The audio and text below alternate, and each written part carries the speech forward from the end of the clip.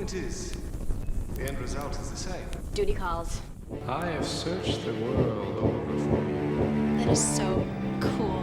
You guys all just have this really tight bond. Just call me the computer whisperer. He seemed so nice and normal. You don't want to come back to my place? The smell makes me nauseous. I thought it was going to be a slow night. It's fucking fantastic. I love that sound.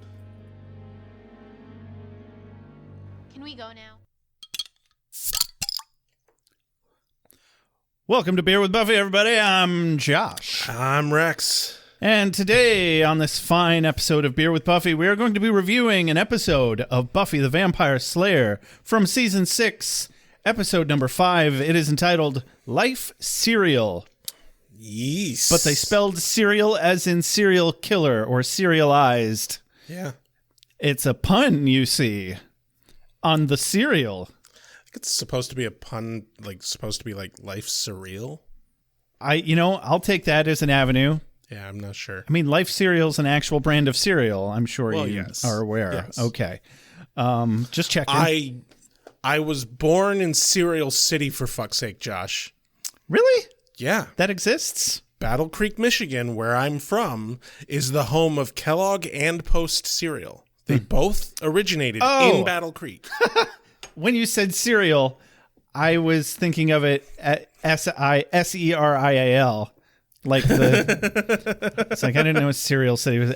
Oh, the city that invented cereal. Yes, I was aware of that. That's a thing. Apparently, my brain does not. It understands the concept of homonyms, but it cannot hold the definition of one or more at the same time. Apparently. It turns out. Apparently. You learn things about yourselves when you podcast, kids. Yes. I've learned quite a bit about myself through doing this podcast, actually. It's really easy to make people think that you're famous.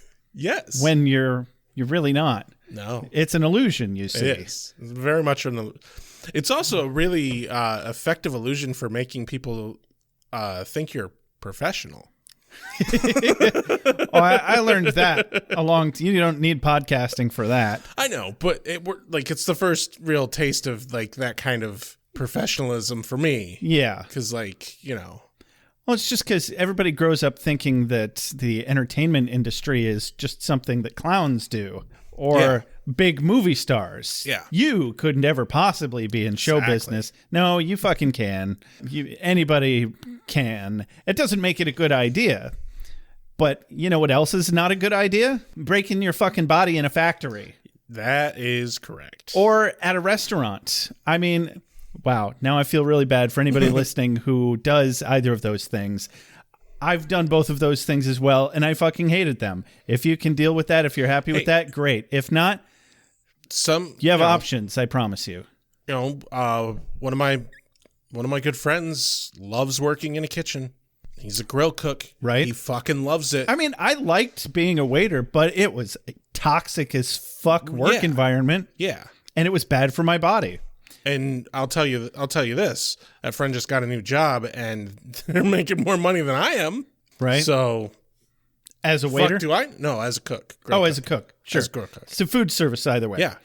But no, at a restaurant that both you and I have been regulars at since it opened. Yeah. So one of their hosts recognized my hoodie. And, you were telling me about this. And then was all super starstruck when I was like, oh, yeah, that's my podcast logo, actually.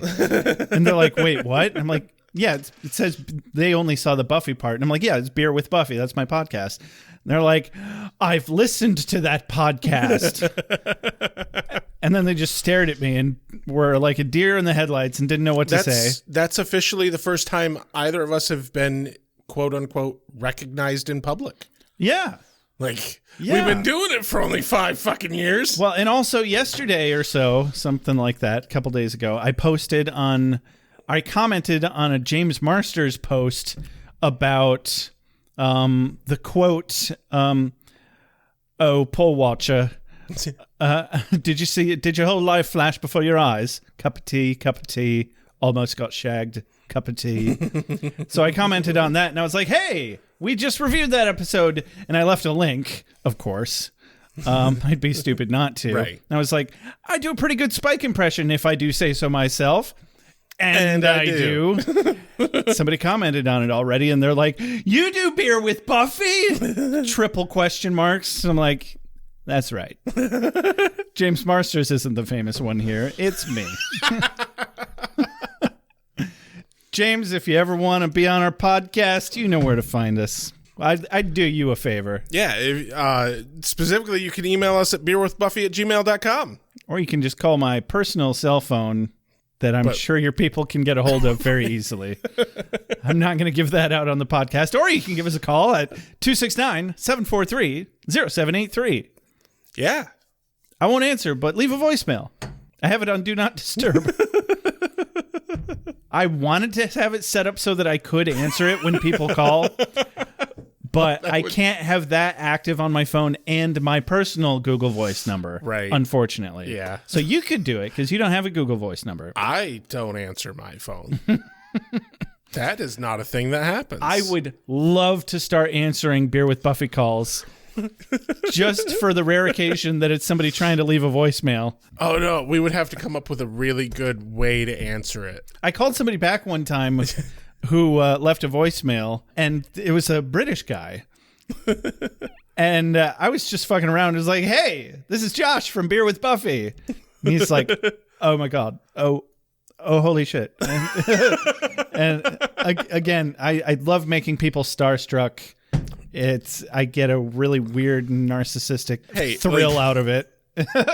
We've been doing this for 5 fucking years now, and it's about time one of us gets a little bit of that, you know? Well, hey, if you'd been there, if you'd been wearing your hoodie. Or, oh, yeah. That's all. It was the hoodie. It was the logo. See, your coworker is the famous one, not us. Yeah. But anyway, hey, Rex, do you want to fuck-a-doodle-doo? Oh, yes. I mean, not literally. You sick bastard. Our executive doodle-doos are Audrey Two French Last Names, Bridget McCloy, Dead Serious, Callista, Allie B, Nathan Lancy, Dulcinea, Rachel Gregory, Rachel Doodle-Doo, Dee Sheringhausen, Club E Seal, Mr. Tabalicious, Sandra Craig, Jay Sommer, Christina, Catherine Parkinson, Karen Moon, Chris V-Man, Pat Likes Turtles, Scarlett Choi, Bad at Changing Their Name Heaps, K. Fro Horstilla with a BwB logo Gnome, Father Defenestrato, Kelly MC, Jesse Rain, Alex from the Heart, and Carrie Phillips. Thank you so much. Without you, this show literally is not possible. Boy, howdy, that is correct. And you know what? I'm fairly certain all of these people on that list have reviewed us on iTunes. Yeah, I think so. That is something that you should think about doing as well. That's right, you. I'm looking at you. And if you do review us on iTunes, like you ought to, if you send us a screenshot of the review, we will send you a free sticker. Free sticker! And it also puts you in the running for a free hoodie. Yes. Once we get to 75 reviews, we're currently at like 64. I forget. It's been a minute. Yep. There it is. We did it. Yeah. That was an Can intro. we go home now? We can, in fact. Okay. Bye. Goodbye. Oh, right. No, we should review the episode. Let's start with a mom synopsis. Gerarg. No, we're not there yet. This has been another episode No, we're not there yet. Beer with Buffy. We forgot a whole step, Josh. Joshua! What are you doing, Joshua? Living in your house and watching the entirety of Star Trek. Duh. I thought you moved out. What the hell, Joshua? Oh, you're right. Oh, thank God. I was just having a flashback. Like that time the Enterprise kept blowing up over and over again. Or the time Mulder was in a bank that kept exploding on the X-Files. Exactly. And that time I robbed a bank and used my clairvoyance to seduce women all over the city. Joshua, what are you doing, Joshua? Oh, shit. I think that was Bill Murray, wasn't it? What the hell are you talking about, Joshua? What's Bill Murray got to do with anything? Why are you living in my house again? I'm not. I'm just having a flashback of living in your house. Oh, like that time the Enterprise kept blowing up over and over again. Yeah. And the time Mulder on the X-Files was in a bank that kept exploding. Joshua, what are you doing, Joshua? Shut up, Mom. Joshua, what are you doing, Joshua? So on today's episode of Buffy the Vampire Slayer, Buffy starts to try to pull her life back together by going back to school, trying out working with Xander at his construction job, going back to retail, and even drinking in card games at seedy demon bars with Spike. All the while, the nerdy trio, Warren, Jonathan, and Andrew, are berating Buffy with secret trials to test her.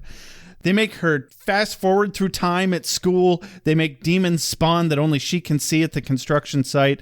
And they put her in a time loop at the magic box. She spots their surveillance van outside the bar and is confronted by a demon that is actually Jonathan under a cloaking spell, who admits he's been testing her, then runs off after the others escape in the van. Giles solves all Buffy's problems again by being a good father figure and giving her lots of money, but clearly he's not satisfied with that. The end. Yeah. Ladies, gentlemen, spiny-headed looking creatures. Soon as the sun goes down, soon as the sun goes down, vampire. Competition is a beautiful thing. Moves here. We open on Buffy's house as she returns home from her meeting up with Angel. What kind of an open, Rex? It felt pretty cool. Was it a cold open? I wasn't paying attention. Maybe it was a tepid open. Rex is sneezing, very probably, I think. Damn it. It looks like. I think I ruined it. You did. Excellent. Fuck you. I'm such a cock block. I don't know. It might have been cold open. I don't remember. It's one of those opens. It's an opening. It's an opening. That's what's important. It opens on the episode. Nobody cares. Buffy returns home with dinner to go with the dinner. Yeah. I heard you like dinner. Would you like dinner in your dinner? Is there chicken in that dinner? Yes. Ooh, that's my favorite kind of dinner. Fried chicken. Is it dipped in boiling fat and covered in breadcrumbs? Yes. Oh, perfect. Will it stick to my arteries and help me off of this mortal coil Yes. sooner than otherwise I would have? Yes. Oh, you're talking my language now. I'm coming, Daddy. This is also special chicken. It has a gun. It will just shoot you. Oh. Damn. That escalated Expedited quickly. process. Fuck a doodle-doo. The doodle-doo gets revenge. Yep. Wow. Yeah, because Buffy's back from seeing Angel. She brought chicken. The rest of the gang and Xander, except for Xander and Anya, are at the dinner table. They've already eaten, though. Awkward. But hey, everyone's still got room for fried chicken. For fuck's sake. Like, even if I ate dinner, I would be like, yes, I would like some fried chicken. Especially Tara. She's like, I would really like some pity chicken, Buffy. Yeah. I want to pity you by eating your chicken, but also I get to eat chicken. And so Buffy's like, Here, have some pity chicken. Let me cram it down your goddamn throat. You like that, don't you? Pity chicken. And Dawn's like, ooh, me next. She only knows how to get negative attention, so that makes sense. Dawn wants a drumstick because she's apparently the only sane one of the group. Willow, of course, is a breast girl, but we already knew that. Yeah. Boy, did she have a shit-eating grin about that joke. Oh, yeah. She was happy with it. I think she did want a drumstick, but she said that because that's where the joke was. Yeah. Yeah, I believe that. And I'm okay with that. Yeah, me too. Dawn asks Buffy about her hookup with Angel. She doesn't call it a hookup. Yeah. But all we get out of Buffy is that it was intense. It was intense. She doesn't want to talk about it. Moving on. Yeah. Until next week. Because I bought the comic book Reunion, and we're going to do a special episode on that next week. Yeah, we would have been doing it this week, but we didn't get it in time. Yeah, we're not killing time. Moving on. Giles wonders what Buffy's going to do. He means with her life, but she starts rambling about paying bills. I mean, I think Buffy had it spot on. Yeah, that's just adult life, rambling about bills. Yeah. There you go. But no, he means, what's she doing with her life, and I guess she's just going to go back to school, but she can't go back to school because it's too late in the year, so she's just planning to audit classes. I've never really understood how that worked. How do you audit classes? You just show up to to classes? Well, you have to talk to the professor first to get permission. You wouldn't be able to just show up like she is. I mean, you can get away with it, but the professor's going to be like, who the fuck are you? What are you doing here? Don't do that again. Yes, I'll let you audit. And then you just don't get credit for the class. Right. But you can see everything, you do all the assignments if you want to. That seems weird. Yeah, like why would you do that? And you don't have to pay for it. So that's the thing. I mean, there are some courses I think I would audit. It's That just a would way to be- figure out if a class is right for you or not. Yeah, that makes sense. Cut to, I guess, the next day at Warren's house. I'm assuming it's Warren's house still. That's the basement they were working in.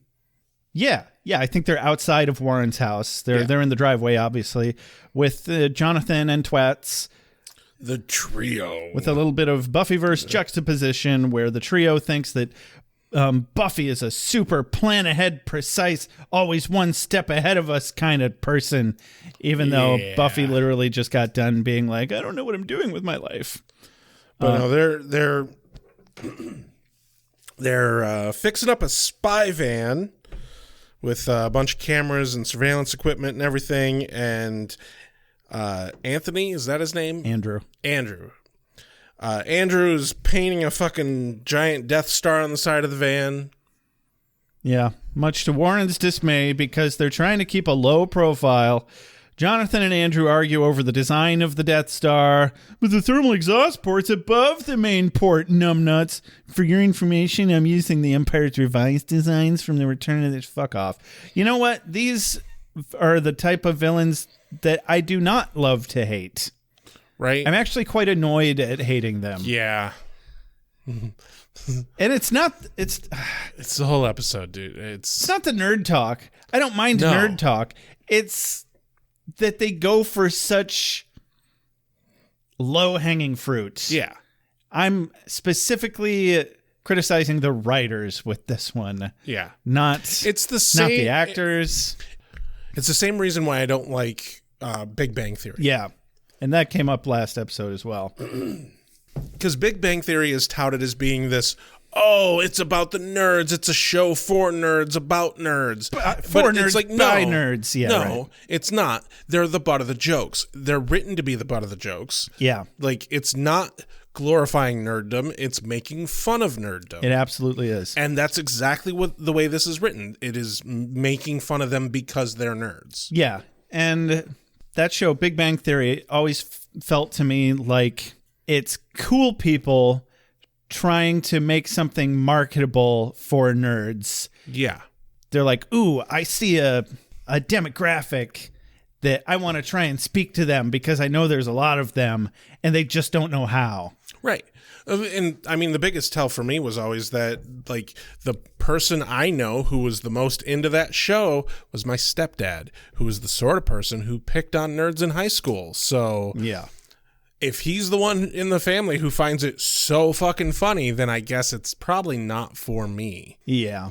But the weird part is, I know plenty of people who aren't necessarily toxic bullies who do identify more on the nerd end of the spectrum who also loved that show, and they just didn't understand the nuance. Right. They just don't have taste. But yeah, exactly. Listen to our podcast, please. But yeah, basically it's Andrew has painted a giant fucking target on their fucking secret van. Yeah, and Warren freaks out. Andrew agrees to paint over it so that they can keep a low profile. And tomorrow the games begin because they're gonna fuck around with Buffy to try. Yeah, they're like gonna test her to get data and weaknesses, etc. Blah blah blah. Opening sequence. Cut to a sociology class taught by Mike.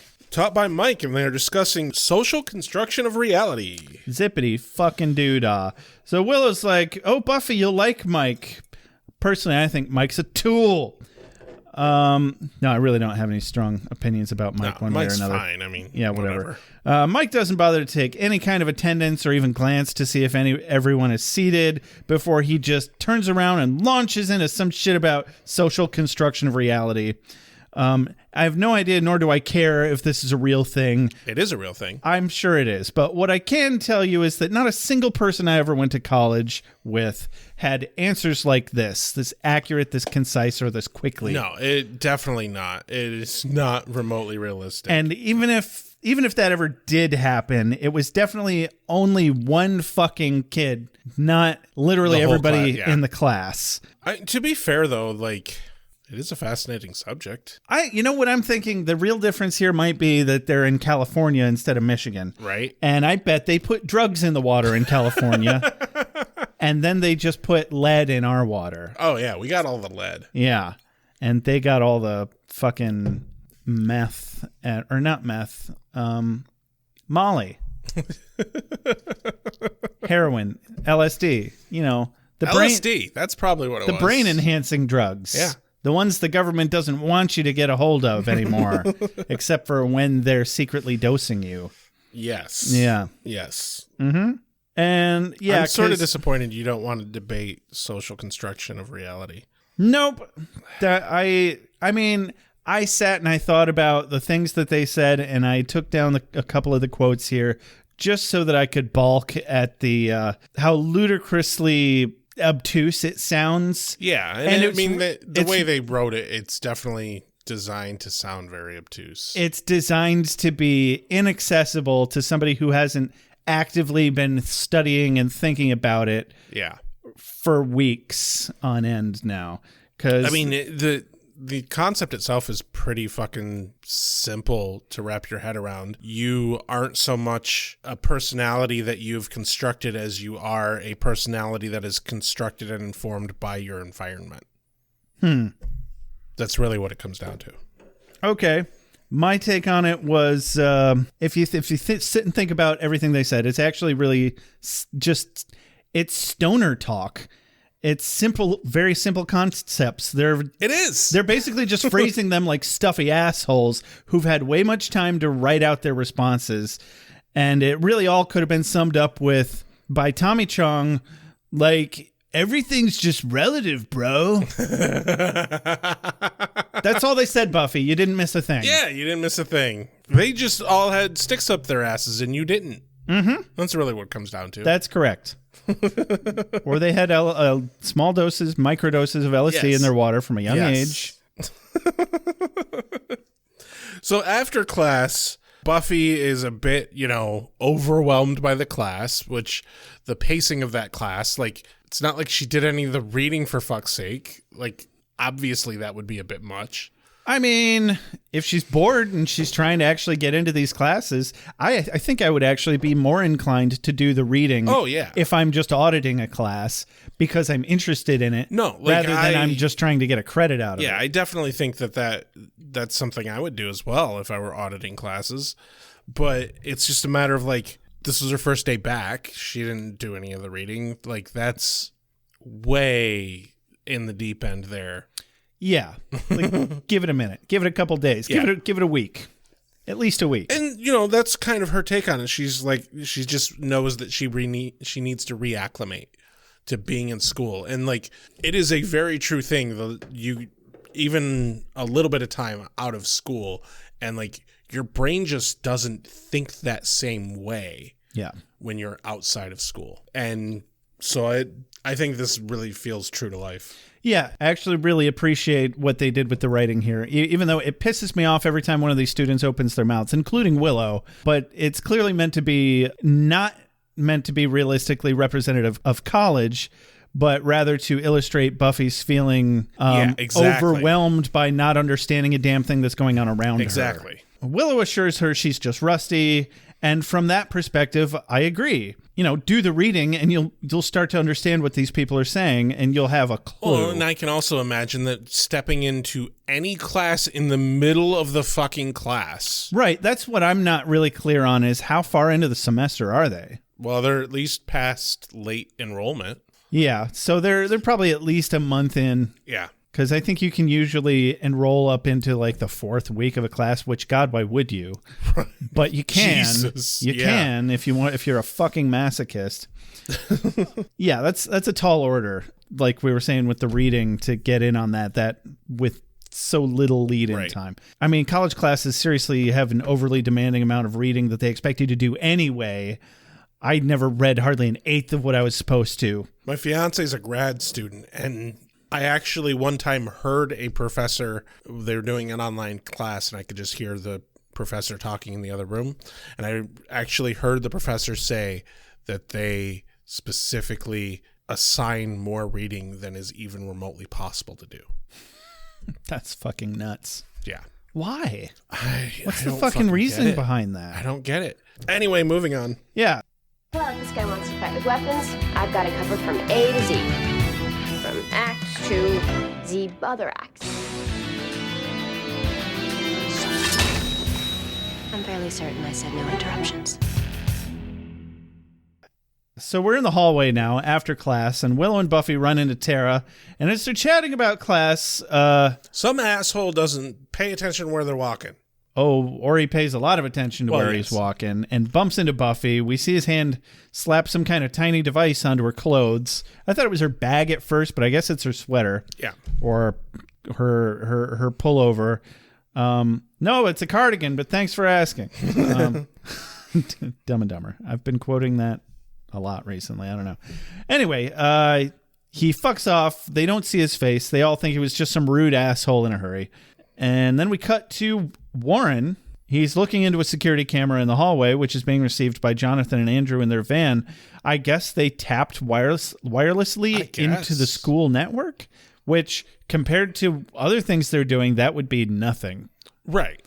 No, I agree. Like, Warren is obviously Tech bro genius. Yeah, because this fucking inhibitor thing that he planted on Buffy, like, this is fucking mind blowing. Yeah. If you really stop and think about what could possibly be happening with it. Not that what the other two pull off isn't mind-blowing, it's just less impressive within the context of the series. Exactly. Like, oh, you found a magic book and a couple of pieces of magic paraphernalia. Right. And you cast a little bullshit Everyone spell. around here does that. Who couldn't do that? Yeah.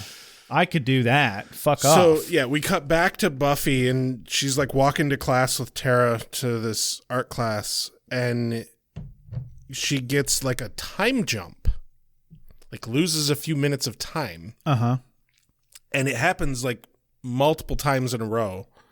It's very off-putting. It would upset me. It seemed very upsetting, yeah, because Tara hands Buffy an art book to look at while they wait 20 minutes for her art class. Buffy hears a buzzing noise and looks up. Tara's now sitting and talking about cooking and presumably Willow's yummy face. Yep. Just, a very harsh, quick change of subject and placement, so something's going on. Buffy and Tara presume that Willie spaced out for a minute because class is about to start now. It was 20 minutes ago, only, a moment ago. Yep. And then another jump happens immediately, and all of a sudden Tara's down the hall being like, "Hey, Buffy, we're going to be late."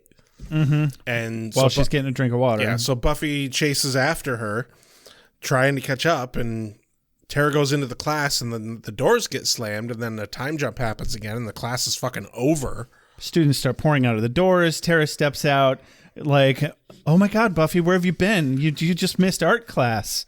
And now this episode is just officially turned into a fucking anxiety fever dream. Right? That I've specifically had. And I don't like it. So that is not okay. Except mine is more like, oh, I accidentally missed an entire class for the whole semester, and now I've completely fucked up my credits, and I'm going to have a hard time graduating. We've talked about this before. I know, but I've had that dream so many times, and this feels exactly like that. But yeah, Buffy starts to tell Tara something is fucked up, something's not right. We hear the buzz again. She sees the clock hands move about 10 minutes, and she turns to Tara to try and be like, "There, see?" But Tara's fucking gone. Yep, and then she races after Tara out into the quad area and starts to try and follow her and catch up to her, but time jump happens again, but she's paying attention this time, and everything starts moving fast around her. She gets bumped into and thrown to the ground. Yeah, she really gets knocked Yeah. by one of those people that's moving at an accelerated rate. Yeah. And so she manages to crawl to safety under like a table or something. Which, God help her if somebody sat down at the table. Yeah, no shit. But luckily nobody did. Kicked in the face at super high speed, for fuck's sake. Yeah. So she realizes that there's a sound that she's hearing when, like a buzzing, when the time starts jumping, and she tracks it down to the little thing that Warren put on her sweater, and she's looking at it, and the trio, they panic and they self-destruct the inhibitor, and then they fucking score Warren's performance, I guess. Yeah. I mean, it was all pretty arbitrary. Yeah, he got 220 points. 220 points. Yeah. I love how we don't actually learn what anyone else's score is in this episode. Right. Yeah, whatever. It was just there to illustrate how petty they're being. Yeah. And they're doing that guy thing where you gotta score thing. I don't know. But I was curious about how the fucking physics of this works. I was too. Like, so what did Tara see? So, like, she's just disappearing during these time shifts, or what? Apparently not spacing out super slowly, because if that were the case, it seems like Tara would have noticed Buffy spacing out exactly, and wouldn't have just abandoned her, right? Like, wouldn't have just walked off, or like shook her shoulder, been like, why are you just staring into space, Buffy? So I think what's happening is, and the reason she gets hit by the people that are passing by, they can't see her.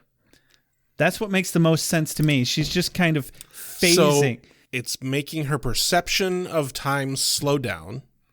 I think so. So it would have to be her perception of time slowing down, because everything moving fast around her isn't, like, that doesn't make sense. That time would be speeding up. And they can't actually be speeding up time.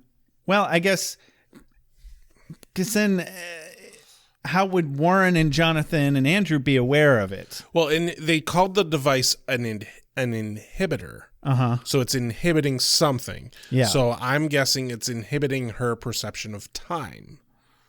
I don't think, with the level of shit that they're going to, I think it makes more sense that she's doing some kind of dimensional shift. Something. Where she's... It's a lot of questions. They've established previously in the series that other dimensions go at different speeds of time. So if she's partially phasing into another dimension where time runs slower, maybe it's inhibiting her adherence to our reality's space-time. Yes, exactly. There we go. And since she's been to that dimension most recently, unless you count her being dead, but I don't. I'm referring to the one in the Anne episode. Maybe that's what it defaulted to, and it just happened to work the way that Warren wanted it to. No, I don't think that's it. I think he got what he wanted out of it. There was no chance, like, sense of chance to it. But the point is, it still brings a lot of questions that I wanted fucking answered. Yeah, I just want to know what Tara saw. Yeah, from her perspective. And I think she just looked around and Buffy was gone and didn't realize that anything was really wrong. But also, like, why was she not, like, startled that Buffy standing in front of her talking suddenly disappears? As she's saying something's not right, suddenly disappears. Yeah. Like I said, it brings up a lot of questions. It does. And we didn't really get a chance to hear feedback from Tara later. No. And we only hear secondhand that she spoke to Giles about it. Yeah. And he was like, sounds like a bad dream. I don't remember what he said. Stress. That's even worse. Yeah. Like a fucking doctor. Yeah. Oh, maybe you're just a little stressed out. Maybe you need to lose some weight. Uh-huh. So you feel like you're moving too slow, you're too fat. So she finds the little device and they hit the self-destruct button and it goes poof and everything goes back to normal. And Buffy's like, well, okay. Yeah. At least I fixed it. And we cut straight to a construction site. No rest for the wicked. No rest for the wicked. Xander's taking Buffy to work with him, like, take your friend to work day. Kind of like that, sure. And Buffy's like, oh, yeah, I'll work construction. This is great. Otherwise, I'll have to do retail. I'd rather be dead again.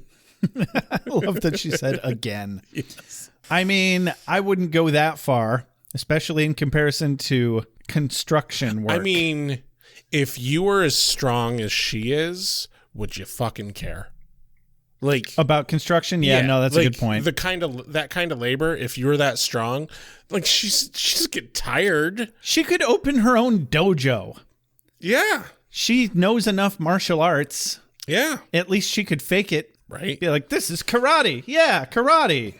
Anyway, but Buffy looks forward to building things. Xander bursts her bubble that it will most likely be lifting heavy shit because she's not union and it's a temp gig. And she's just happy she doesn't have to work in retail, which I would hardly compare to normal retail. Like the Magic Box seems like a lot better. Yeah. Granted, they proved that wrong later, but so Xander had asked Giles what. So Xander asks Buffy what Giles thought about the time shifty fast forwardy thing, and Buffy's best theory is evil lint. Xander encourages her not to discuss evil lint around the boss, Tony. Yeah. And, well, fucking does, Xander. Right. Like everyone knows that. Don't discuss magic shit around the normies. Duh. They wouldn't get it, obviously. We then get introduced to said boss, who is a sexist bastard. Yeah, they're all every bit as sexist and rude as I would actually expect construction workers to be. No offense if you're a construction worker and it's not like that. But you probably know your industry. But, yeah, exactly. Maybe that shit's tamed down a bit with the woke movement, but I'm going to go ahead and doubt it. Yeah. Because they're all, princess this and sugar tits that or whatever. Right. And they don't say it, but they're thinking it. Basically, the foreman's response is, what do you want me to do with her? She's so tiny and frail. And he's like, she's stronger than she looks. She can pick up heavy things. Mm-hmm. Quote of the day here, Xander says, don't mind him. He may seem pig arrogant, rude, and a little hostile. Have fun. Yeah, it's like he's gonna say but then there's no but. Yeah. Don't mind. He's a terrible person. Bye. You're right. He is a terrible person. Goodbye. There's a great deal of myth about Dracula. I imagine the trick to defeating him lies in separating the fact from the fiction. What kind of an unholy creature fancies cheap, tasteless statuary? Yeah, because he is a toxic fuckbag, and that's why he's the boss. Sounds about right. And he starts handing out work for everyone to do, and one of the other construction workers is like, oh, we don't want to go against affirmative action here. You should put her to work. And so he's like, okay, go help him carry those metal beams. And she walks over and casually picks up a several 100-pound I-beam. Yeah, it seems like they would have a cart for that or something. Yeah, it seems like. Yeah. But or a forklift. She just picks it up, throws it over her shoulder, and turns to walk. And why not? And, everyone's stunned silence, like you would be. They all stare. Cut to a little later. I sure as fuck couldn't pick up an I-beam. No. Yeah, cut to a little later. She's chatting about wanting a career, not just a job, and helps this other guy lift one of those beams up onto a sawhorse or something. And he chastises her for working too fast and making them all look bad. He says we're paid by the hour. What are you trying to do? Yeah. And it's like there's something to be said there. There is some logic to that. If they're only going to pay you so much, milk it. But, some people want to go home today. Because remember, in capitalism, if their job is to fuck us over, our job is to do the same. It's to fuck them back, yes. It's symbiotic that way. Yes. Oh, we're just fucking each other consensually. Isn't that great? So we see Tony in the background looking at her as this moment is happening. Yeah. And then we cut real quick to the surveillance van where Warren and Jonathan are sticking their heads out the window with a pair of binoculars, bickering about the relative directions in terms of clockwork as they spot Buffy with these fucking gigantic ass binoculars.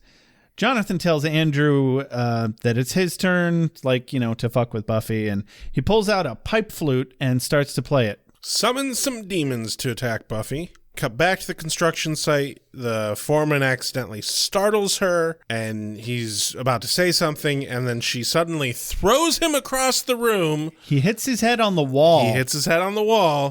And, at least he's wearing a hard hat. I don't think where he hit his head. No.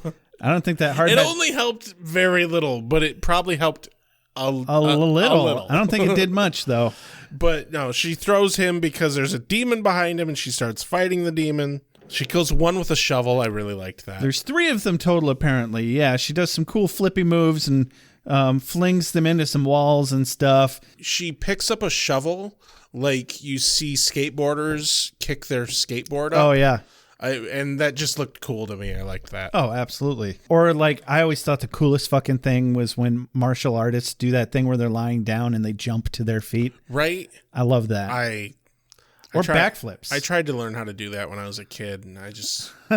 It turns out I don't have the legs for it, honestly. Oh. You need longer legs because it matters where your center of gravity is and how you throw your weight, and I have stubby little legs, and I can't do that. That's unfortunate. So she kills one with a shovel. The guys are freaking out. Oh, right. Presumably from the demons. Yes. Presumably. Well, and the fight does cause some damage to the room. And she breaks one of the demon's neck with some wire conduit. I thought she was going to pop his head off, but she just kind of snaps his neck. No, the kill that really got me, though, was she crushed one's head with the fucking scissor lift. Yeah. Oh, my God. I was like, how you... OSHA would have a field day. I thought she was just going to hold him down and press the button and watch it slowly go. But no, she just grabs the fucking hydraulic line and the whole thing just goes squish. I'm like, oh, damn. Either way. Yeah. Yeah. And the problem here, though, is that the demons all melt. Yeah. And they leave a little bit of moisture, it seems like, in the spots where they melt, but not a whole lot. No, they all melt. Back to the van where they're bickering over the binoculars still again. And then I think Warren pushes Andrew aside where he accidentally hits the horn, which plays the fucking Star Wars theme. And Buffy definitely notices. Yeah, she notices the van. Xander comes up and is like, oh, what's going on? What's all the hullabaloo? And the foreman comes up. He's got blood all over the side of his fucking head. Yep. And he's like, I don't know what the hell's going on. I came up to say, hey, you're doing good work and praise her, and she threw me. And she just freaked out. And Vince, this other fucking guy, thinks she's just losing it. He was one of the ones who was cowering from the demons, and he very obviously doesn't want to admit that he was saved by a, quote, girl. But he wasn't cowering from the demons. He doesn't want to admit that he was cowering because he was scared of Buffy. Right. Because they couldn't see the demons. Right. They could see the demons. No, nobody could see the demons. She was the only one that could see the demons. That's why they were freaking out. I'm positive because they're they could. This little girl's just flipping out, and it looked like she was about to attack them, and that's why they were cowering because they know how. I saw it as they saw the demons. They were reacting to the demons, but they didn't want to admit that they were demons, and they didn't want to admit that they were saved by her. So he just claimed that she was freaking out. That's not what I got from it at all. No, I might have to rewatch that scene. Yeah, no, because Xander's that would be interesting if she was the only one who could see the demons. Yeah, watch that scene with the idea that they can't see the demons, and I'm pretty sure that's what was going on. Because from Tony's perspective, she just flipped out and threw him against the wall. Yeah. and he didn't know why. And then the other guys, when she's running at the demons, imagine you see Edward Norton fighting himself, and then he starts running in your direction. You'd fucking freak out. Yeah. The crazy guy's coming at me. I'm going to have to rewatch that. But anyway, Xander is notably upset because there's a lot of damage and that the client's going to be very upset. Mm-hmm. There's a lot of cost there. He takes her out of the construction site. He says he does believe her that there were demons. But yeah, he just can't reconcile having demons at his job instead of Buffy's job. Yeah. It's like, well, Buffy's job isn't a job because she's not getting paid for it. Right. But she should be. And he walks her outside. He does believe that there were demons. He's not mad at her, but he's still firing her. But he would lose his job if he tried to keep her on because they're all like, hey, your girl just flipped out on us. Yeah, he had to. It's not Xander's fault. As much as I want to come down on Xander, I can't for this. No, I think all in all, he handled things fine. Yeah. He didn't get really, really angry and yelling at her or anything like that. But he's in a bind. You can't keep someone like that on staff. Correct.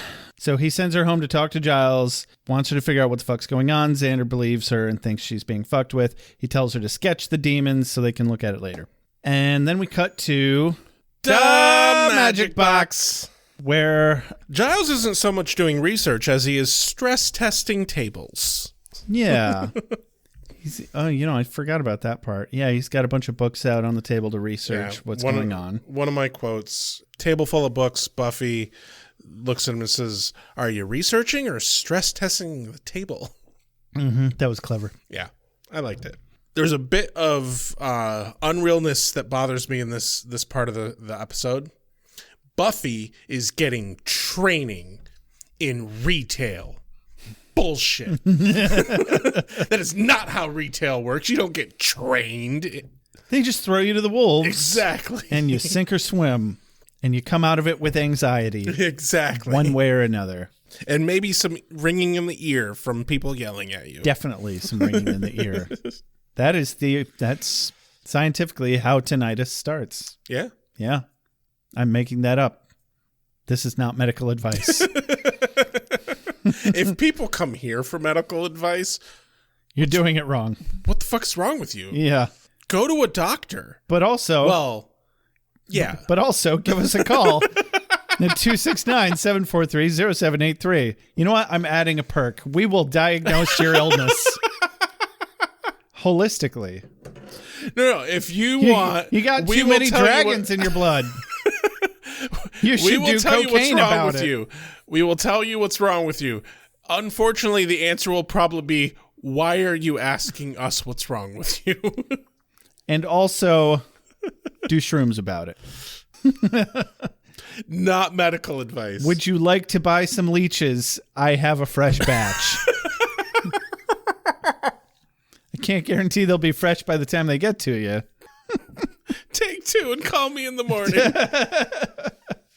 Yep. Swallow them whole. Slimy yet satisfying. Slimy yet satisfying. All right. That was pretty good. Oh, thank you. Yeah, then so only moments later, I don't have anything else about the table scene. No. The trio casts a spell in the van using some Latin, some fog machines, and a big magic bone. Can I just say, like... And no small amount of homophobia. Why do they make them bicker so much? It's fucking awful. The scenes with these three are just awful. Sometimes, I fucking hate them. I was going to say sometimes it's funny, but then I thought of something where they're actually not bickering. It's actually where they're enjoying themselves. So yeah, no, the bickering, like I said, these are not fun villains to hate. These are annoying villains to hate. Yeah. And I would easily vote that the trio is the worst big bad of all 7 seasons. Hands fucking down. Without a doubt. Even Adam is better. Yes. There's some... Dark Willow counts as the big bad almost more than the trio. We get some homophobic bullshit, magic bone. Because Andrew doesn't want to hold hands. Yeah. Warren points out that, you know what homophobia actually means. Yeah, and he's not wrong on that. Which is funny because Andrew, of the three, if I were to guess any of them were gay, it would be Andrew. Yeah. I mean, that's just a stereotype that I might be perpetuating there, but... Yeah. Yeah. But no, Jonathan casts a spell. It fills the van with smoke, and then a woman in a red jacket enters the magic shop as Giles gives Buffy some advice about sales. You know, it's more about service than making a sale. Treat it like a library. And Anya pushes Buffy over to the woman in red to make a sale, and she's snagged by this guy on her way over there who wants a romantic candle. And the options, there's lemon seduction and essence of slug. Yeah. Buffy takes all of 2 seconds to be like, maybe you should go with lemon seduction and not essence of slug. Can I just say that if you are somebody who can't make a romantic decision based on those two options, you shouldn't date anybody. Anybody. Ever. Anybody. No, just take yourself out of the gene pool. You're done. Get a vasectomy. And I hope you like porn. Which one's more romantic? Essence of slug? What the fuck is wrong with you? I don't know what women like. I thought perhaps she would enjoy this slug candle. God damn. You're making us look bad, bro. Fuck a doodle do. On a positive note, it's an easy bar to jump. That's fair. Yeah. Setting the bar low. Opening doors. Taking one for the team. In the early months of my relationship with Caitlin, it was a little on the amusing side, but also very unfortunate because there were so many times when Caitlin was like, "You're doing whatever it was I was doing. You're doing blank," and I'm being like, "Well, yeah. Like, why wouldn't I do this basic fucking aspect of treating you like a person?" And it was just so beyond what they were used to. Well, because you've already gotten laid, Rex, so why would you put in any effort afterwards? Right? No, it's a real question. Why would you put in any effort afterwards, Rex? Because I care about this person. Yes, and. I care about this person. Wow. That's you're going to make me yes and my own shitty question. This is not going to paint me. I'm not very good at yes and. I'm painting myself into a corner. I just want to point that out before I continue with this joke.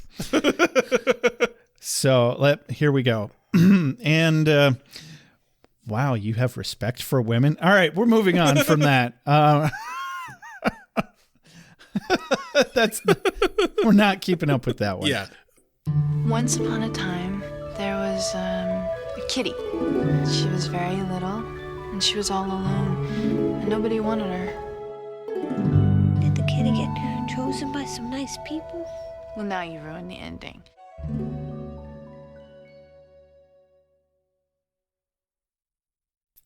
We cut back to the van where Jonathan explains... No. Lady in red coat wants a mummy hand. Oh, right. I missed that part. Buffy says, coming right up, and fucks off to the basement to get it. I mean, she's like, oh, actually, no, I think we do have one of those. Excuse me. And she finds it, and it's a very aggressive, disembodied mummy hand. Yeah. It's basically, they use the exact same special effects they used for Thing in the Addams Family. I love it. Yeah, and it's really good. She stabs it. She ends up stabbing it with a dagger. What is it? The dagger of Lex? I didn't write it down. I'm pretty sure it is. Yeah, something like that. Cut to her upstairs giving this bloody dagger with a mummy hand sticking out of it. And you get you get the dagger for free. Fucking mummy hand kebab. It comes with a free dagger. Look at don't mind the goo. You can see the inlaid mother of pearl underneath the black goo.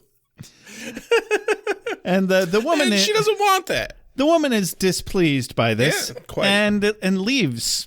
I mean, fuck her. She didn't say it had to be an animated mummy hand. Right. What do you mean it's dead? You were expecting it to be alive? This is weird. Also, why doesn't that shit come with some packaging? Right? I think she needs to have a conversation with Giles. Yeah. Hey, Giles, how are we supposed to wrangle Or this no, fucking Anya. mummy hand? It's Anya, because it's no longer Giles' store. He's just an investor at this point. Anya's been alive doing crazy shit for 1,000 years. She should know better. She should be the fucking expert here. Yeah. Huh. That's just poor inventory management there. But quote of the day, Buffy's holding the fucking dagger with the hand on it. She's like, oh, it's just playing dead. Smacks it. Little scamp. Yeah. And then the doorbell rings. And we restart the whole thing again. We reset. Buffy spins around looking confused. As you would be. Watch out for that first step. It's a doozy. Get out and check that hog out there. Yeehaw! You're playing yesterday's tape, guys. Nope. Buffy is confounded as Giles gives her the same detached pep talk that he did seemingly only moments ago, and then he wanders away unbothered as she's like, What?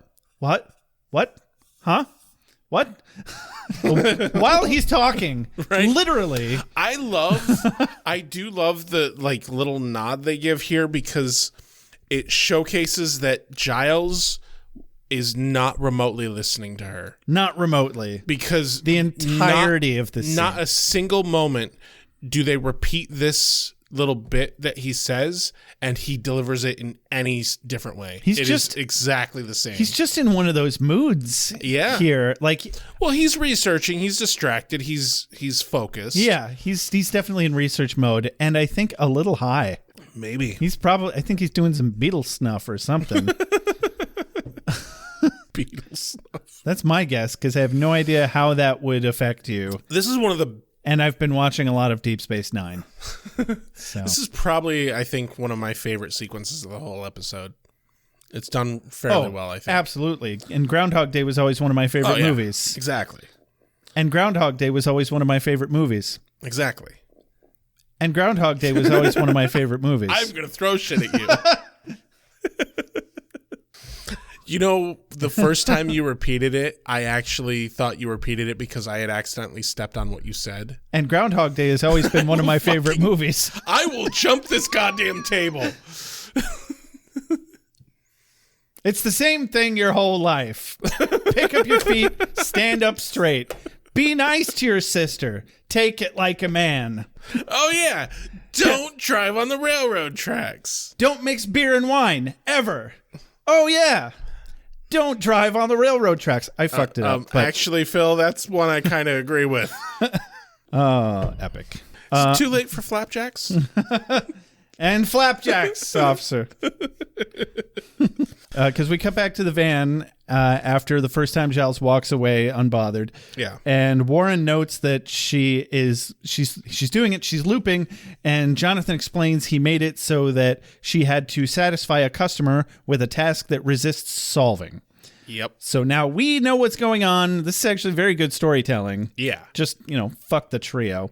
So now we're back inside, where Anya sends Buffy over to the lady to sell something. Don't be nervous. Just do what I do. Picture yourself naked. Picture yourself naked. I fucking love Anya. Well, this teaches us some important aspects of Anya as a person. Right. And that's that she has great self-esteem. Yeah. Yeah. Oh, we knew that part, though. And I couldn't help but picture Anya naked after that. It's like, that's good advice, Anya. Thank you. So as Buffy's walking back to the lady in red, she hands the dude the lemon candle without talking to him. She tries to tell the lady that she doesn't have the mummy hand, but she won't take no for an answer. Yep. Like a real Karen. She's like, I'm not leaving until I get a mummy hand. She's a real Hermione about it, actually. And she's got a British accent. I think it was British anyway. I have no idea. But Buffy folds, and she's like, all right, I'll go get the hand. But back to the van real quick. Warren notes that she's figuring out the game. Andrew wants her to figure it out quicker than Data on TNG, where the Enterprise kept blowing up. I appreciate that reference so much more than any other Star Wars references. Yeah. By the way, that's season 5, episode 18. It's called Cause and Effect. of Which is a pretty good episode. The Next Generation, and guest starring Kelsey Grammer. Really? Yeah, because it's about a ship from the past that keeps going through like a wormhole or a white hole or something. I remember that. And colliding with them, and they eventually have to figure out how to get out of the loop. Fun fact, complete side note, tangent. Speaking of Kelsey Grammer, Frasier. There's new episodes of Frasier. Just started up again. Yeah, I'm going to watch that real soon because it's on Paramount, and I have Paramount. So they also mentioned Mulder in the X-Files when the bank kept exploding, which I don't remember, but that doesn't surprise me that it happened. That, by the way, is season 6, episode 14, entitled Monday of the X-Files, if you want to check that out. I remember that. And Andrew thinks that Scully is super into him. Nobody questions this, but that doesn't stop everyone from judging his delusions harshly. And I'm right on board with that. Yeah. Back to the shop. So I do want to mention that the sequence of events of reliving this few moments is hands down the best representation of working in retail I've ever seen in TV. Probably completely unintentionally. Yes. They were just like, I want to do a Groundhog Day. Ironically, we're going to actually represent the entirety of retail while we're at it. So they lost points for, she gets training, but they gain points because, well, it's realistic in every other way. Yeah. Stupid people and overly demanding customers. And the same thing day in, day out. Right. So now Buffy's down there trying to get the hand, and this is the time she brings out the tongs. Yep. Cuts to the customer where she's like, well, she clacks them together a couple times because you know why. Yeah. Gotta test your tongs. Got to make sure that they're tongy. Yeah. Uh-huh. Yeah, and so she brings the bag with the mummy hand in it back up to the lady. The lady looks horrified. Yeah. We don't actually see the hand, but Buffy looks up and goes, the fingers are sold separately. We get another quick cut of her trying to give the hand to the lady, and it's attacking her. We get another... Before that, Buffy's reached the fuck it, I'm stealing money from a bank and using my knowledge of the future to fuck women phase of her Groundhog Day experience. But instead, she just blows off, instead of doing those things, she blows off Anya and tells Giles she's going to marry Bob Dole and raise penguins in Guam. Yeah, she does try to walk out and then finds herself back in. Also does that. And then she's like, mummy hand? You got it, lady. And cut to the hand strangling the woman. Yeah. And then we get another cut and the mummy has the tongs. Yes.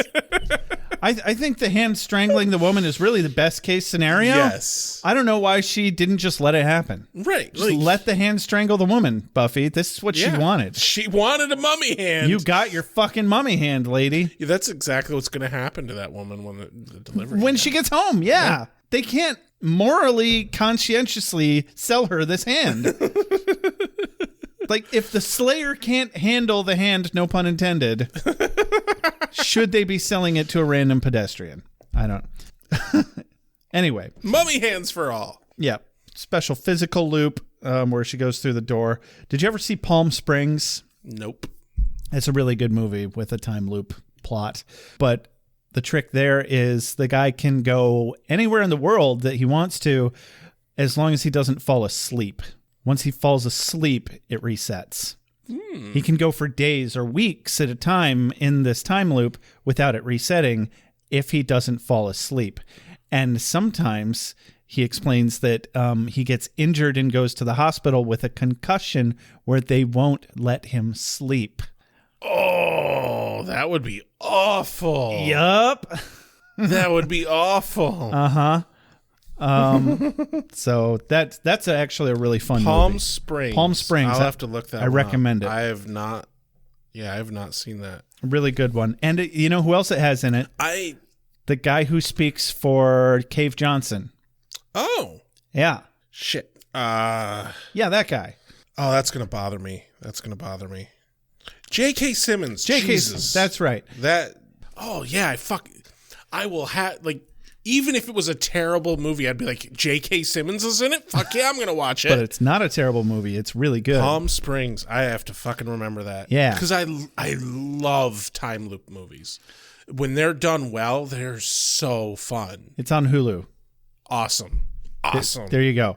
I will watch that tomorrow at work. Do it. So cut to the basement. This is where the hand has the tongs. Buffy stares defeatedly at quite possibly the funniest thing I've ever seen on this show. This fucking mummy hand just clacking the tongs at her. Like, what you gonna do? What you gonna do? It's like an angry crab. I fucking love it. Can I just say, I would, like, not that I could because my hand issues and everything, but like, there's some dude in Hollywood who makes a living off of performing disembodied hands. Playing a disembodied hand. Yeah. I think one of the directors or the higher up executives played the hand in Addams Family, but it ended up being like a whole thing. And it was the same actor in the first and the second movie. I knew that. Yeah. And he basically just spent the whole movie sliding around on a cart.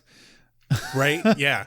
With his arm and the rest of his body wrapped in blue. That sounds like a fun time. Right? Like, think of all the times when you were a kid, like, sitting in a long car drive and you, like, put your fingers up and, like, run across the... Did you ever do that? To annoy your little sister or your mom or something. Yeah. Yeah. That's just a dream gig there. Exactly. No, the fucking the fucking tongs and Buffy's the look on Buffy's face just slayed me. No pun intended. So she tries to remove the doorbell, doesn't work. It just dings again and it starts over. And she's like, you know what? Fuck it. Go with the slug candle. She's not going to sleep with you anyway. We cut back to the van again. Warren acts out the dead parrot sketch from Monty Python as they're watching the cameras. We see the lady shaking the mummy hand at Buffy, and he's like, this mummy hand has ceased to be. Andrew finishes up with, it's an ex-mummy hand. Did you get that reference? I didn't. That's the dead parrot sketch from Monty Python. God. I am disappointed in myself. Yeah. I really appreciated that nerd reference. Yeah. I'm okay with that one. They weren't. That one's clever. That one's clever, and they weren't bickering. They were having a good time. Yeah. Just there's so few of those moments with these guys, though. Exactly. That's one of their very few fun moments. I actually like the part in this scene. I think it's this scene, or at some point they cut back to the van, and Warren slaps kind of playfully Andrew with a fake hand. Oh yeah, that's same spot. But the reason I liked that is because in a previous cut to the van, you can see that fake hand on a like little shelf behind them. Huh. So like it was probably just something the actor like grabbed and it's like, oh, this is gonna be fun, something like that. So I think that was like good use of space and props. Or shout out to the props department. Yeah, somebody probably planned that. I don't know. Or it's good improv. Either way. Well done. So, yeah, then Buffy stomps out Giles' glasses. Giles takes it pretty well, actually. He's just kind of confused. She grabs the lady and chucks her out the door, saying, you're doing this! Ding. She whips the candle at the guy's stomach. Ding. Buffy sobs uncontrollably while Anya and Giles watch, confused. This is where I kind of wondered if this spell works like that episode of Rick and Morty where Rick makes a remote control for Morty that makes real life have a save point like video games so that he can go back and change outcomes, but Rick made it all fucked up. So in reality, what's happening is all the things that Morty is doing actually happened each time he resets. It kills a theoretical timeline of a Morty, and the people he interacted with are left in that timeline dimension to deal with the fallout of Morty's actions. What fucking episode is that? I don't remember what season or episode it is, but if anybody who's watched it can look it up. It's an excellent episode. Yeah. But I'm kind of wondering if that's what's going on here. But it is a spell instead of science, so... And I actually don't think that this customer is actually a real person. I think she's part of the spell. I think she's part of the spell as well. But, I mean, Giles and Anya aren't part of the spell. This woman true. could have legitimately been coming in to buy a mummy hand. Yeah. Or maybe the mummy hand is really the only part of the spell. But yeah, the spell is broken when Buffy, talking to the lady, realizes, I can't give you that mummy hand, but we can special order you one, and it can be delivered to anywhere you want. Yes. So that when it gets to your house, you can open the fucking box and it murders you. And that's fine. You know, As long as I'm not there reliving it. That's out of our hands. It's in the mummy hands now. But she forgets to charge shipping. This does break the loop, thank God. Yes. And I'm thank Keanu. And she forgets to charge shipping, and Anya's like, "Oh, that's okay. I'll just take it out of your pay." And Giles agrees to that, which is 100% bullshit and illegal. Well, I didn't look up California I don't know law. if it's illegal in California. It is illegal if it were here in Michigan. Yeah. Michigan is at least a little bit sane, and it's like, no, don't you don't get to play that game. It's considered price of doing business. Yes. And I assume it's probably not legal in California. Yeah, I would assume so as well. Buffy does the completely correct thing and quits on the spot since, you know, when the fuck is this a commissioned sales job anyway? Right.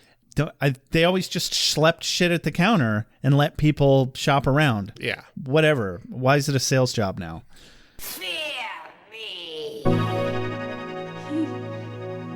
He's so cute. You didn't sense a hyena energy at all, did you? Because hyena possession is just unpleasant. Run, flee, maybe skedaddle. Oh, I miss the free hot dogs on sticks. But anyway, we cut back to the van. They're tallying up points. They don't give Jonathan credit for taking the longest because it was only that long from outside the perspective of the time loop. So the fuck what? That's bullshit. That sounds like It the only should be perspective that matters. How long it was by the perspective of Buffy. End of story. Yeah, exactly. Dumbasses, a lot of them. They really are. And also, they did two different things with playing with time. How the fuck are they playing with time? Right. Like that's a hell of a leap. But the time loop spell by universe, fictional universe standards, makes more plausibility. It does. The technological inhibitor, I really fucking want to know more. Yeah, I want to know what the hell that was about. That had to be somehow fucking around with magic as well. But, of course, any sufficiently advanced science is indistinguishable from magic, blah. I would like to propose, by the way, that Jonathan won, Warren came in second, and Andrew lost because Andrew's was just lame. It was pretty lame. He played a flute. Yeah, he played a flute. 3 demons. She killed him so fast. Yeah. Okay, yeah, maybe he gets extra points for getting her fired, but yeah, no. What weaknesses did they discover from that? Exactly. And I was wondering, so time is passing during this time loop.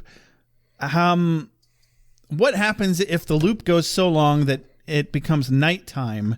How would the people in the loop react to that? Would they notice? Probably. Because it sounds like actual time is still passing. Right. With the way they kind of present it, it kind of puts the shop itself in a little like bubble, you know? So time seems to be passing outside of the shop normally.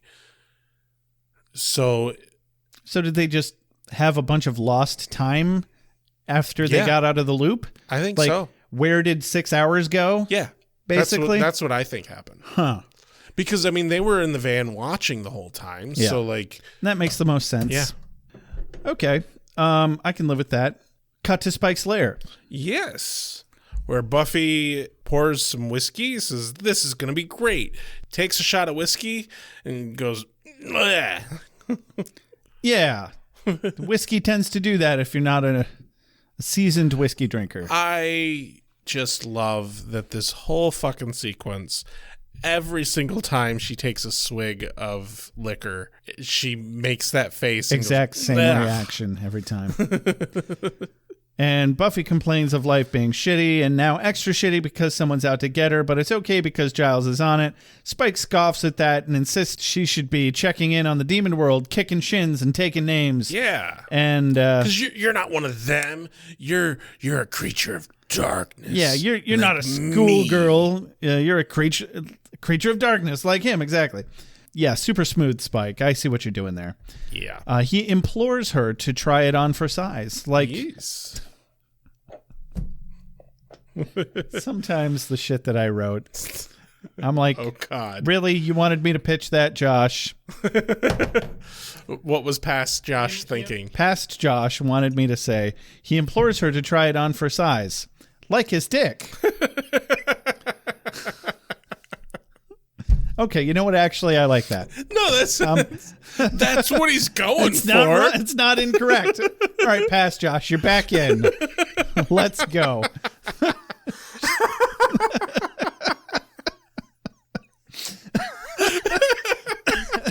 You lost me for a second, but it was my own fault. I shouldn't have doubted you. So...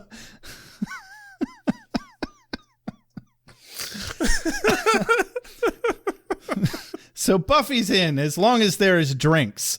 Of course there's fucking drinks. It's a bar. They invented drinks. The dark side. Oh, right. Yeah. In general, not just a bar, but also it's a bar. Yeah. So cut to a shady demon bar where Spike orders drinks. Buffy gets a whole ass bottle of, I want to say it was Jose Cuervo. It looked like tequila. Some kind of tequila. The color of the liquor looked tequila. Yeah, it was very yellow. It could have just been piss. Who knows? Well, it was judging by the face she made. It was kind of a gold brown, and it was too light of a color to be whiskey. Right. Well, I was looking at the label. It looked like it was, maybe it wasn't actual Jose Cuervo, because they probably made up some generic brand that is similar to the prop label. Exactly. Of Bob Cuervo tequila. Yeah, exactly. John Curvo. Yeah. And so Spike takes them back to a back room where there's a poker game, and Buffy thinks they're going to rough them up to get info out of them. But which she should think this, because that is what fucking Spike has been implying this whole goddamn time. Yeah, but turns out, no, he just intends to play some cards and schmooze them. Yeah. And, maybe steal all of their kittens. Spike just wanted some kittens. Right. He didn't want to eat them. Can't blame him. It's like, I'm lonely. No, he didn't want to eat them. He wanted a fucking giant bundle of kittens in his goddamn lair. Like, why wouldn't you? I thought you were going to say he wanted to fuck them. No, he wants to fuck Buffy. But... Which reminds me, why do you wrap your hamsters in duct tape? Why? So they don't explode when you fuck them.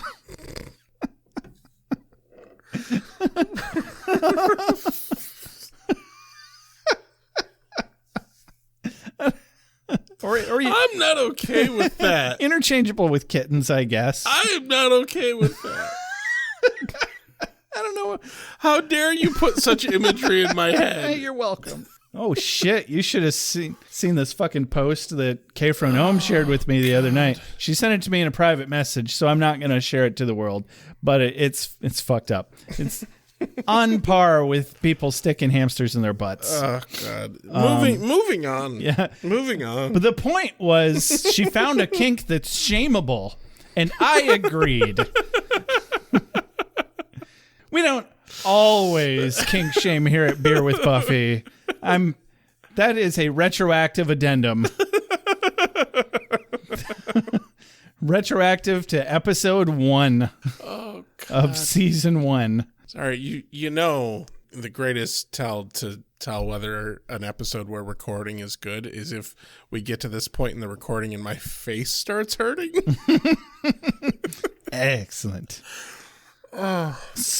Anyway. Yeah, they play for kittens. Yeah, Buffy sits off to the side as they each ante up with a kitten. Spike asks for a tiny tabby as an advance.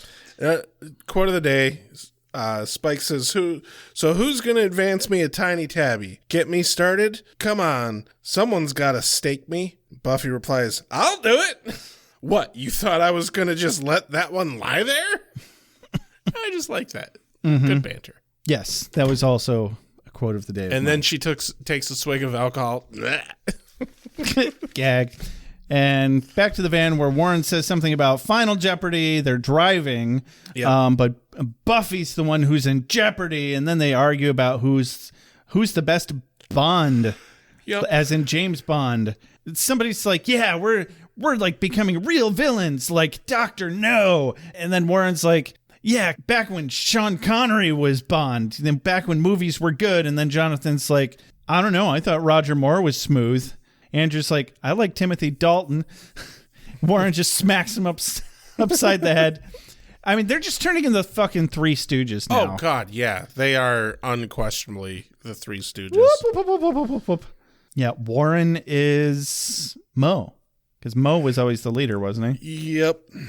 Cut back to the poker game where Spike wins all the kittens. Big old basket of kittens. He lays down a straight flush. They accuse him of cheating, and then the loose-skinned demon finds an ace in the fold of his arm. Yeah. It's big. Oh, gross. Did you know he's one of the actors that came back for the Audible thing? Really? Yes. Can't I didn't remember know that. Can't remember his name off the top of my head, but if you look it up, his actual canonical name, he doesn't really have one. It's Loose-Skinned Demon. And yeah, he's the one working right now with James Marsters and Charisma Carpenter.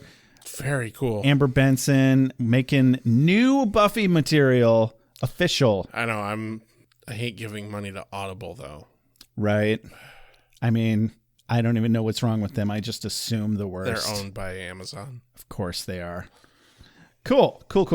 So, yeah, Loose Skin Demon's like, I had no idea that was there. I could have leaned on that days ago. Green Skin Demon's like, you better go, Spike, things could get ugly. And the Scaly Demon's like, it got ugly the second he walked in. Him and his human. Quote of the day, Loose Skinned Demon. Her skin's so tight, I don't even know how you can look at her. I fucking loved that. Yeah. That's a good line. And Spike's ready to fight now because I'll be damned if you're going to call my woman tight-skinned. I mean, she is, and damn, but that's not the point here. They want him to leave the winnings, and he's like, I'm keeping my fucking kittens. But Buffy's not getting into a bar fight over fucking Spike's right to gamble for kittens. Stupid currency anyway. Yeah, it is. Buffy flips over the basket of kittens. So one of the demons said, the money's getting away. Buffy runs off. Spike follows. Yeah. Spike makes the mistake of asking what's wrong. Drunk Buffy goes on a rant about how she doesn't fit in anywhere. She rips into him, too. Oh, yeah. Yeah. She's like, I'm too dumb for college, too freakish for construction, too bored for retail. And the only person I can even stand to be around is a neutered vampire who cheats at kitten poker. And he's like, oh, you noticed the cheating. Cheats at kitten poker. Oh, man. So then we cut back to the trio where they're in full-blown arguing about Bond. Still. Yeah. I couldn't believe they were still going on about that shit. And then we cut back to Buffy standing outside. Spike kind of almost bumps into her, and she's just staring across the parking lot at the van. He's like, if you want to steal a van, I'm in, but we've still got the motorcycle. Yeah. Which he is the one that he stole 4 episodes ago. Which I appreciated. But Buffy approaches the van. They notice, and the trio notices, and they're like, Jonathan, get your magic bone. And they all titter like schoolgirls over magic bone. Jonathan uses a spell to disguise himself as a demon. Like super cliche red skin wing horn demon. Yeah, something you'd see in D&D. Yeah. It looked exactly what the monsters from like the fucking Power Rangers when we were kids. Oh, right. Yeah. Yeah, that's the quality. And it's like, no, that I think that's exactly the kind of thing that Jonathan would be like, oh, this is a demon. Right. I mean, they did go all out with the makeup. Yeah. Though. And the actor that they had doing this did a phenomenal job of acting like Jonathan. Right. Because it was indistinguishable as far as I was concerned. No, I thought it was fantastic. I was like, that is absolutely Jonathan as a demon. Yeah. Exactly. And so Big Red Demon with Wings runs out. I was testing you. You have discovered me, but do not try to defeat me, for I have been testing you and I know your weaknesses. Ha ha ha ha ha. Buffy tries to punch him but misses, and I couldn't tell if that was because her hand whiffed right through his head because he was short. I think it was that. I think it went through the illusion. Okay. And she just thought she's drunk. I wasn't sure if she was supposed to be, she missed because she's drunk, right, or if it was because of the illusion. Could go either way. But then she kicks him in the balls, and that works just fine. No, it was the gut. Oh, was it? It was the gut. Okay. Fine. Spoil all my fun. And the demon, I am well struck. I call on the misty portal to my demon dimension, where I will lay my head and gently die. Throws down a smoke bomb. We watch the camera's at an angle so that the smoke bomb obscures Buffy and Spike's view, but we get to see Jonathan run off in the background. Yeah. He's just scuttling away like a fucking idiot. And after he's gone, Buffy's like, did he explode? Kind of makes you feel powerful, doesn't it? Idiots. I feel like I'm going to be sick. They were just so fucking drunk. Well, she was. Yeah. Spike probably doesn't get as drunk as easily because he's a vampire. Back in the van, which has moved now. Yep. Because they fucked off while Jonathan was handling them. Jonathan changes back into himself, and he's in his underwear now, or he's in the loincloth, I guess. And he is very injured. He got punched by the Slayer. Yeah, that's how fucking Houdini died, Mm-hmm. Andrew is awed by the idea that Buffy so much as touched Jonathan. And Jonathan's like, yeah, it was real sexy the way she touched me real hard with her fists. And I'm like, but she didn't. She kicked you. It was her foot. Yeah. Whatever. It was still funny. Warren nearly breaks his arm, jerking himself off about, we took on the Slayer and we've got so much data on her now and we're almost ready to be a real threat to her. And then they all yank it over some free cable porn. Yeah. Is this free cable porn even a thing? Maybe it was in the 90s. Like pirated cable, kind of like that's what they're talking about, I think. Okay. It wasn't like free cable porn. It's cable porn. It's like like pay-per-view. Yeah. But they don't have to pay-per-view. Exactly. They get to yank per view for free. Yeah. All they had to do was knock over a bank. Yeah, apparently. Big deal. So yeah, we're back at Buffy's house. Buffy is busy sobering up under Giles' supervision. Yeah, she's fairly hungover. She thinks she's screwing everything up. He tries to console her. And honestly, he consoles her in the best way possible. With money! Money! And lots of it. I can't solve all of your problems, but I can solve most of them with this check. This kind of falls into the thing that we talked about it at one point, where, like, he's got an income for being a watcher. Why doesn't she have an income for being the Slayer, for fuck's sake? Well, is he officially back on the council? Yes. Oh. Yes. And he definitely had an income from owning a store as well. Yes. Probably still does. Probably still getting a percentage from Anya. He's still part owner. He's just not operator. Exactly. Huh. So, like, it's got to be a pretty substantial amount of money. To be fair, it wasn't just the money. No. It was like, you're being too hard on yourself. Take it easy. And you don't have to figure everything out all at once. And on top of that, you were literally being tested by some demon. But then, big stanky check. And she's like, it's Christmas early. Like, it always bothers me in shows where they don't mention how much something is. And, like, I understand completely why they don't mention how much. But it also, like, I'm guessing around in the 25K range. Yeah. But I think it would take away from it 20 years later to hear the number and be like, that's not that much money. Yeah, fair. Because we're not immediately accounting for inflation. I do love how she's like, oh, this is just too much. And Giles is like, well, then I'll take it back then. He's like, no, I was just being polite. Just tear it up. Here, let me do it for you. I will fucking kill you. No, you won't. He's Ripper. But she appreciates it, and she goes to tell Dawn because Dawn loves it when things get easy. Yeah. I can relate. I can as well. She turns around to tell Giles how safe it makes her feel to know that he's always going to be around. And he has that look in his eye of like, well, I guess I should just fuck off then. He keeps his smile genuine until she walks away, and then he lets it fade a little too quickly. Gerarg. Is this for me? I must be ready. I need my strength. Give me more! Night, I shall walk in the earth. Hold on. You've got something here.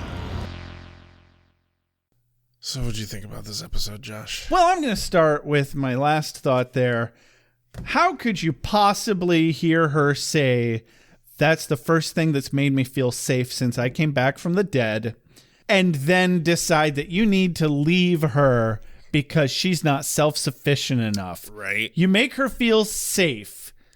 More importantly, she's fucking trying. And she needs something to make her feel safe. And not only that, but deserves it because she makes everyone else feel safe. Yeah. Who takes care of the Slayer? The Watcher. Exactly. God damn it. Exactly. And so obviously, like all fans of Buffy, I have listened to and seen the next episode just uncountable number of times. And I've heard the fucking song that he sings about why he has to leave and the whole fucking shit. That's not next that's not next episode, right? That's the next Buffy episode. No, it's not. The next one's a Halloween episode and then the musical episode. Isn't this 5th? This is the 5th. The musical episode is number 7. Oh. I made the same mistake, but we've got a little more time than that. Anyway, so we've seen that, and we've seen the musical episode and hundreds of times, but when you look at particularly this episode, this scene where it's like, look at this episode of what Buffy went through trying to fuck. She's trying. Yeah. She's not on autopilot. Right. Like, she is trying.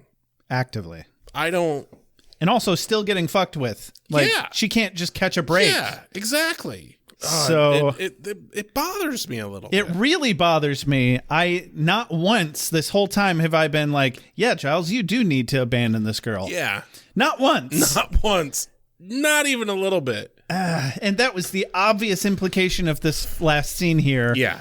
And the exact same of the last episode as well. She's like, oh, I have to go meet up with Angel. I'm going to let you handle my bills and deal with other shit here. And he's very sternly disapproving and is just clearly of the opinion that she is shirking responsibility. Something really must have to happen in the next episode, and I don't remember what it is, but something's got to happen that makes it feel like it makes sense to me then. I mean, I see how it's adding on to Giles's argument that she's not that she's only using him as a crutch. But it does not change my point of view at all because I remember exactly what happens next episode. I don't think she's using him as a crutch. It doesn't change my opinion at all. I think she's leaning on somebody she loves and trusts for support. Exactly. I also don't think it's worthy of being considered a crutch. Also, I'd like to point out the whole idea of using blank as a crutch. Do you know why you need a crutch? So you can heal. So you can heal and walk. You can't. If you need a crutch, you fucking need a crutch. Excuse me, you're using that crutch a little too much to heal your broken foot. We're gonna have to take that away from you because you're using it as a crutch. Yeah. But then I have to walk on my broken foot, and that's gonna break my foot more. Well, you're not tough enough, and you're really just not pulling up on your bootstraps hard enough, obviously. Clearly, exactly. You took the words right out of my mouth. So, fuck you. Anyway, so what? Aside from that part, how'd you feel about the rest of the episode? The rest of the episode, if the trio was more fun, it would have been an amazing episode, because the shit that they're pulling out, I think, is fun, but their dynamic is obnoxious. I honestly think that if each of the 3 tests had been its own episode, like they actually like drew each test out to be its own episode, I think that could have been much better and much more interesting. But because they're a third of the episode, or really a quarter of the episode, each test is a quarter of the episode. Roundabout. And like, honestly, I think that just doesn't do it any justice of like putting Buffy through her paces, so to speak. No, I don't feel like they really got all that, nearly as much data as they thought that they got. Oh God, no. No. They're just yanking themselves. Clearly, that's what they do. Yeah. I haven't hated a villain this much since the fucking kid from season 1. Kid. The one that Spike ends up murdering by raising him up into sunlight. Oh, yeah. Yeah, the annoying one. Yeah. The annoying one, yes. Mm-hmm. Oh, God. Yeah, yeah, I agree with that. And it's too bad because Jonathan was a great character. He was. I will say this. Of the 3, he is the most interesting of the 3. Mm-hmm. And for the most part, I like his character. It's just the fucking dynamic that these 3 have is just... It's toxic. And it seems like, okay, I like the idea that it's kind of like they're pointing out toxic masculinity in non-obvious places. And that can be a good thing. Yeah. But if they weren't tying it so heavily into mainstream pop geek culture, it wouldn't bother me so much. I think from our perspective, it could kind of look like maybe they were trying to say, oh, look, this is toxic, shitty behavior. Yeah. But it's written in a way where I am 100% positive that is not what they were trying to do. And I'm not saying that you can't... like an easy critique of what I just said would be, oh, so you're saying you can't call out toxic masculinity because you like Star Wars too much. Fuck Star Wars. I don't give a shit about Star Wars. It's just, I like the concept, but the execution is lacking in something. The specific way that they did it doesn't make it come off as like, oh, here are some nerds who are also shitty, toxic people. No, they lumped it together in a way that it's like, oh, these guys are nerds, therefore they must be toxic, shitty people. That's how it's written. Yeah, that's a good distinction. And like that, I think, is what bothers me about it. I can get on board with that. Yeah.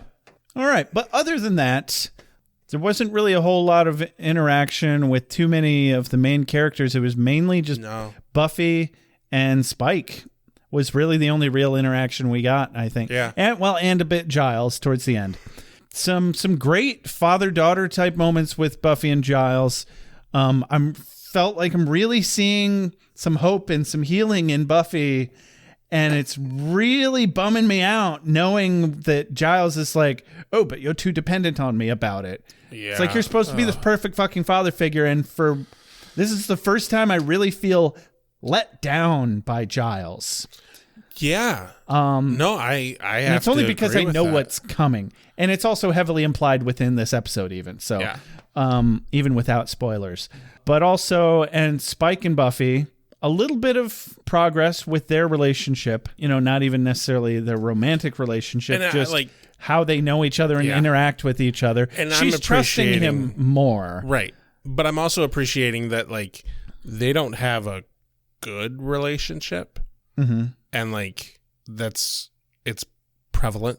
It's not like they're trying to make it something. They're not setting it up to be this great thing that's going to come crashing down later. Like I appreciate that it's more realistic and down to earth and plausible. Exactly. As a romantic relationship. Yeah, they're not putting it up on a pedestal. And that's good writing. Yeah. So I appreciate that as well about the episode. So I'd say I give that episode a solid A. Not an A+. Maybe I give it a B. A minus even. I give it a B. I think they could have done better with whatever Andrew was going to do to Buffy. Yeah. That was just lame. That was boring and lame. I'm sticking with an A minus, but basically an A minus and a B plus are the same thing. Yeah. Depending on what college you go to. That is accurate. But also, grades are fake, just like money. Remember that, kids. Oh, what about a quote of the day? That's a good This question. is not a lot of them in this episode. Oh, it's just playing dead, little scamp. That was funny. Don't be nervous. Just do what I do. Picture yourself naked. So those are my runners up. Obviously, that was Buffy and Anya. I got to go with Spike. So who's going to advance me a tiny tabby? Get me started. Come on. Someone's got to stake me. Just because gambling kittens. Yeah. That was kind of over the top, and I liked it. I'm going to go with Buffy earlier in the episode. Retail? Ugh. I'd rather be dead again. Because, yeah, I'm right there with you, Yes, Buffy. Fuck retail. Definitely. Yep. So this has been another episode of Beer with Buffy. Don't forget to like us on Facebook. You can follow us on Twitter if you want. We aren't doing shit with it. Why would we? Right. If you'd like to just join our Facebook group. That's the only good way to contact us anymore. Yeah, that's the most fun we have on social media. On social media, that is. If you'd like to support our show, you can do that in a number of ways. The best way, of course, is giving us an iTunes review. If you write a review, send us a screenshot. We'll send you a free sticker, and you'll be in the running for a free hoodie. If you'd like to just purchase merch, you can do that. beerwithbuffy.com/shop. If you'd like to just support our show directly, become one of our executive doodle-doos, you can do that through our Patreon, patreon.com/beerwithbuffy. We have a cat naming perk, and apparently we might be making a new perk where we'll diagnose what's wrong with you. That's what it was. Yep. Sure will. And sell you vitamins, too. Oh God! All day long. Oh God! We can't do that. No, we can't be one of those people. But it's so lucrative, Rex. I know. That's why I hate it. Anyway, if you'd like to get in touch with us, you can do that either through email, beerwithbuffy@gmail.com, or you can call or text our voicemail line, 269-743-0783. You can also, of course, message us on Facebook. As always, thank you very much to JJ Treadway for opening, closing, transition music. This has been Beer with Buffy. I'm Rex. I'm Josh. And have a good night. Keanu Speed, Rex. Keanu Speed. Reeves be with you also. I just want to throw you off. Yeah, Groundhog Day was always one of my favorite movies. Responsibility, and instead of which you enslave yourself to this cult. You don't like the color?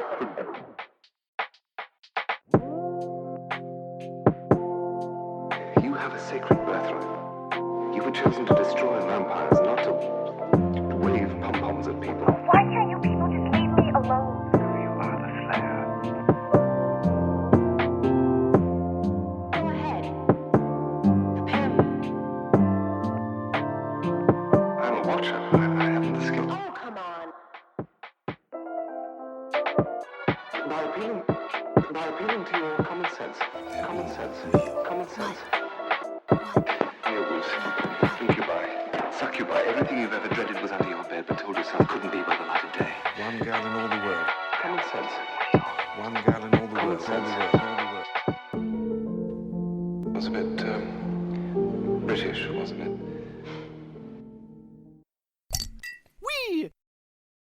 Wait, what have we done? Why are we watching this?